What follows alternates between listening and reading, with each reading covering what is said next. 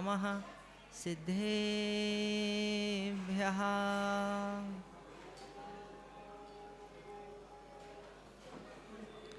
ॐ नमः सिद्धेभ्यः। शेषे पुण्यतीर्थैरे ससव सिद्धे विशुद्ध स्वभावे समणे आडाण दंसन चरितो वीर्यायारे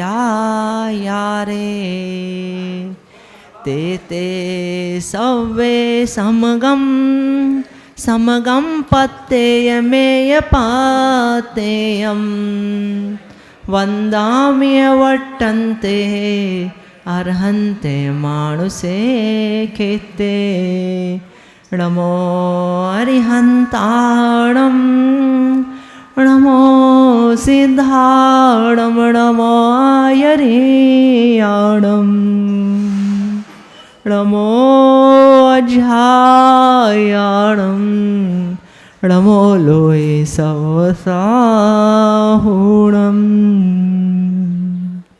अनंतानंद परम सिद्ध भगवान की, 24 तीर्थंकर भगवान की, मूल नायक श्री आदिनाथ भगवान की, द्वादशांग जिनवाणी माता की, आचार्य वंशी विमल सागर जी महाराज की, गणाचार्य श्री विराग सागर जी महाराज की, अध्यात्म आचार्य वंशी विशुद्ध सागर जी महाराज की, आचार्य संघ की, अहिंसामयी विश्व धर्म की।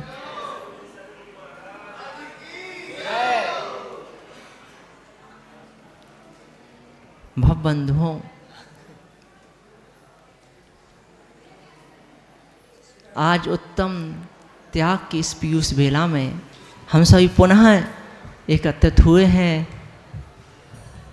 अपने धर्म को, जो आत्मा का स्वभाव है उसको पाने के लिए, आत्मा के विभाव का अभाव करने के लिए, स्वभाव को प्रगटाने के लिए हम सभी पुनः यहाँ एकत्र हुए आचार्य श्री के चरण निश्रा में। पर सबसे बड़ी समस्या ये है कि प्रत्येक जीव के अंदर, चाहे योग्य हो चाहे अयोग्य हो, वो सत्कार चाहता है, पुरस्कार चाहता है। ये नहीं समझना कि जो अग्नि पंक्ति में बैठे हुए लोग हैं, ये शिवरार्थी हैं, तो यही मात्र आगे बैठना चाहते थे, बाकी सब पीछे ही बैठना चाहते थे। ऐसा नहीं है, जो पीछे बैठे हैं वो भी आगे बैठना चाहते थे पर नहीं बैठ पाए। तो आचार्य भगवान पूज्यपाद स्वामी सर्वासी जी ग्रंथराज में कहते हैं कि सत्कारा पूजा प्रशंसात्मका, किसी की पूजा करना, प्रशंसा करना ये सत्कार है। और पुरस्कारो नाम कायरम वायसु अग्रता कर्णम वा, कि यदि किसी को पुरस्कारित करना है, किसी को अगुआ कर दो तो क्या हो गया? पुरस्कार हो गया उसका। किसी को आगे कर दिया, पुरस्कार हो गया। किसी को हम भेंट देते हैं, इतने लोगों में किसी एक को भेंट दी, उसको पुरस्कार हो गया, मतलब वो प्रधान हो गया, सबसे आगे हो गया। ऐसे जीव के परिणामों की दशा है।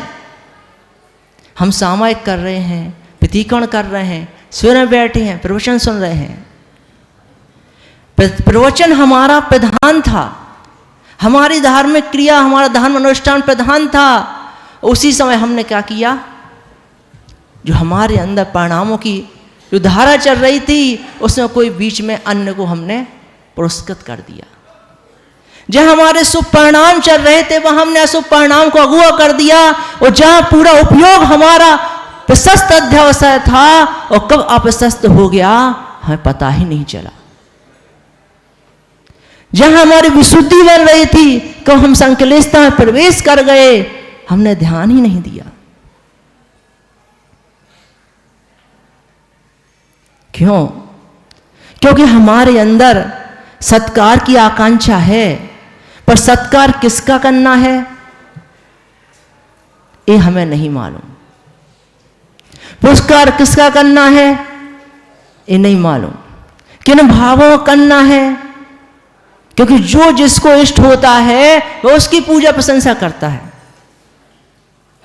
जैसे इसको हिंसा में अच्छा लगता है, जो उसके गलत काम करता है, तो कभी किसी ने देखा कि कोई गलत काम करता हो, कोई पापी जीव हो और कोई धर्म कार्य की प्रशंसा करे, उसको आगे बढ़ाए? कम ही होता है। पर वो क्या करता है, उससे ज्यादा जो पाप कर रहा है उसकी प्रशंसा करेगा, उसका सत्कार करेगा। पर यदि जिसको अपनी आत्मा का कल्याण का उद्देश्य है, वो सत्य में जिसको अपना कल्याण करना है, तो सत्कार किसका करेगा? जो वास्तविकता में सत्कार के योग्य हो। आचार्य भगवान सोमसेनाचार्य नीति वाक्यामृत में कहते हैं कि मंत्री उसे बनाना चाहिए। मंत्री किसे बनाना चाहिए? उसे बनाना चाहिए जो उसके योग्य हो, जिसमें योग्यता हो। ऐसा नहीं कि योग्यता है नहीं पर आपको इष्ट है, आपको प्रिय है, आपके प्रति उसको बहुत भक्ति उमड़ती है, आपको देख कर उसका मन मजबूर नाच उठता है, पर योग्यता है नहीं, आपने उसे मंत्री बना दिया, तो क्या होगा? आपका शासन नहीं चलेगा। वे वक्ता हैं जो सिद्धांत विपरीत सिद्धांत करने वालों को सामने देखते ही डर के भयभीत हो जाएं, तो ऐसे वक्ताओं को गद्दी नहीं सौंपनी चाहिए।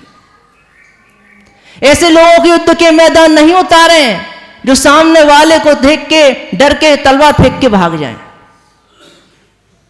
इसलिए जो योग्य हो उसको ही आगे करना चाहिए, उसी को पुरस्कार करना चाहिए, उसी का सत्कार करना चाहिए।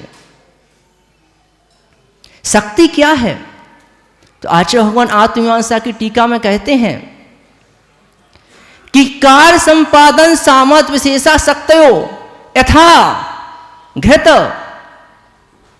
तर्पण तुष्टि बढ़ादिया स्नेह, जैसे कि जिसमें कार्य करने की संपादन करने की शक्ति हो, संपादन करने की सामर्थ्य हो, वह शक्ति है। जो कार्य कर सकता उसी को योग्य है, वही योग्य है, अन्य नहीं है। नहीं तो बहुत सारे लोग हैं, जितने सारे लोग हैं, सब चाहते हैं कि हमारा स्थान हर जगह लगे, पर योग्यता नहीं है। तो आचार्य भगवान क्या कहते हैं कि सभी को अमृत नीतियों का अध्ययन करना चाहिए, नीतियां सीखना चाहिए, पर दो भंग इसमें भी हैं। जो योग्य हैं वो भी नीति सीखें, जो अयोग्य है वो भी सीखें। क्यों?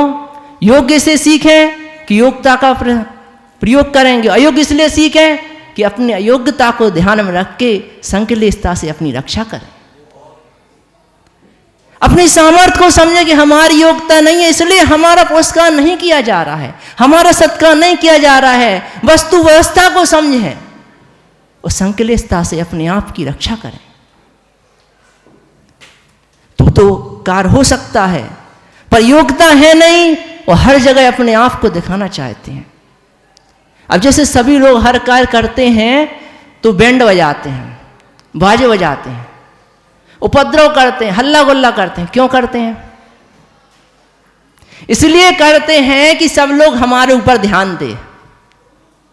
जैसे सामान्यतः मुझे जा रहे हैं चले जाएं, कोई बैंड बाजे नहीं है तो क्या कोई अपने घर से बाहर निकल के आएगा? उसको पता ही नहीं। तो क्यों हल्ला करते हैं, बैंड बजा दे, खूब बजा, ताकि आसपास जितने दूर तक जाएंगे उतने दूर के लोग पूछेंगे भैया क्या हो गया, किस बात के बैंड बज रहे हैं, क्यों बज रहे हैं। कोई विशेष व्यक्ति चला जाए तब भी बैंड बजाते हैं। क्यों? भाई पूछे क्या हो गया, तो भाई ऐसा हो गया इसलिए बैंड बजाया जा रहा है।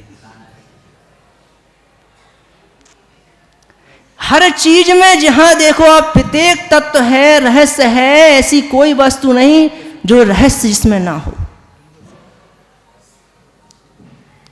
ऐसे ही जब परिणामों की वजह से धारा चलती है तो कभी कभी इतने कर्म का विपाक आ जाता है, कभी शुभ कर्मों के प्रति भी उत्साह आ जाता है, कभी अशुभ के प्रति भी उत्साह इतना आ जाता है कि पूरे के पूरे मस्तिष्क में वो उपद्रव मचा के रख देते हैं। समझ में नहीं आता करूं तो क्या करूं।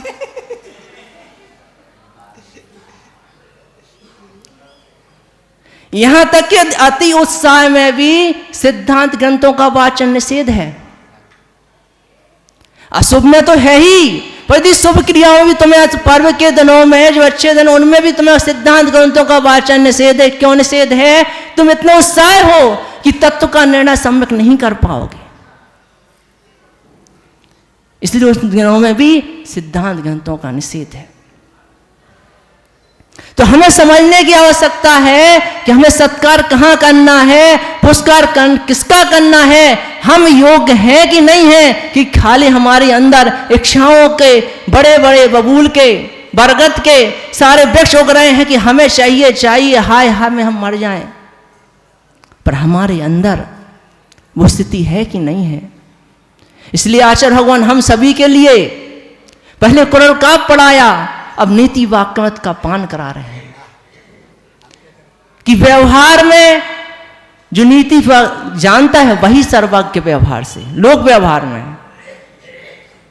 तो इसलिए कहाँ है, किस बात को किस प्रकार से किस ढंग से रखना है, कैसे समझना है, इसको भी समझना है।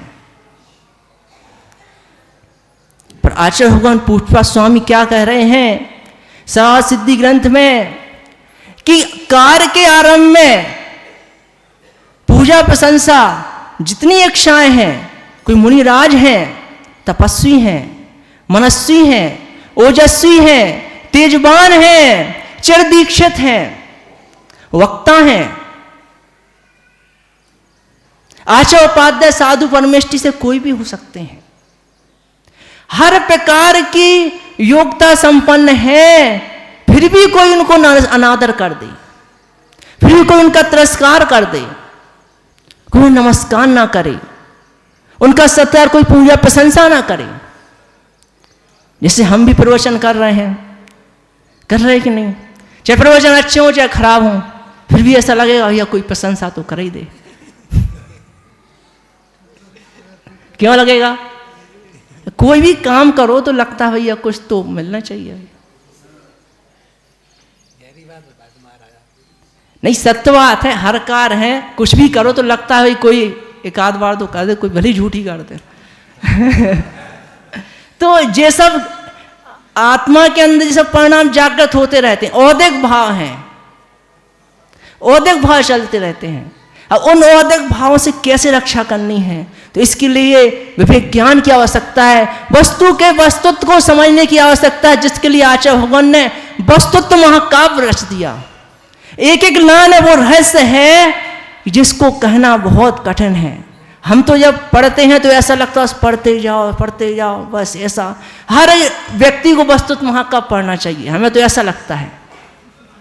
कोई के लिए ऐसी इसमें ऐसी ऐसी चीजें ऐसे ऐसे ज्ञेय हैं कि चाहे ज्ञानी हो चाहे अज्ञानी हो, जिसे जिनागम का ज्ञान नहीं है वो जिनागम का ज्ञान करना चाहता है तो कुछ ना करे, वस्तुतः महाकाव्य को पढ़ता रहे, गूढ़ गूढ़ रहस्य आपको उसमें मिल जाएंगे। ऐसे ऐसे रहस्य मिलेंगे कि आप सोचोगे यार जी वैसे तो हम समझना चाहते थे पर हमें समझ में नहीं आ रहा था, इसमें समझ में आ गया।